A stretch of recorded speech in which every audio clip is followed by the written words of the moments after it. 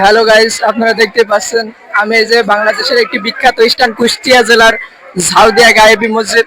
লোকের মুখে গুঞ্জন শোনা যায় যে মসজিদটা নাকি, আমার পেছনে যে মসজিদটা দেখা যাচ্ছে মসজিদটা নাকি জিনের দ্বারা তৈরি। কারণ আমরা এখানকার লোকজনের মতামত শুনে দেখবো যে এটা কি আসলে জিনের তৈরি নাকি এই শত শত বছর আগে পুরানো এই মসজিদটি মানুষে তৈরি করেছিল।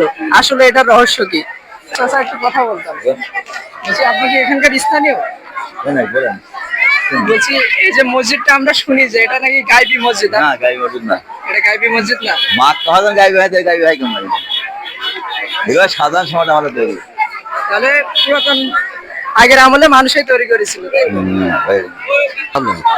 যে এটা কি মানুষে তৈরি করেছে নাকি পুরাতন আমলে জিনের তৈরি?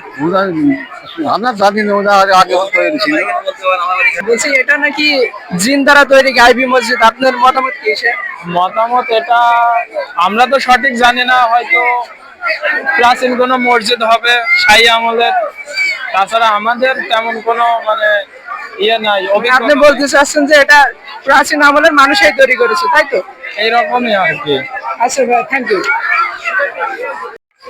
বলছি, আমরা এখানে অনেকগুলো মানুষের কাছ থেকে শুনে জানতে পারলাম এটা কোনো গায়বী মসজিদ না। তাতে বোঝা যাচ্ছে এটা হচ্ছে মানুষ দ্বারা তৈরি করা হয়েছে প্রাচীন আমলে। আর এখানে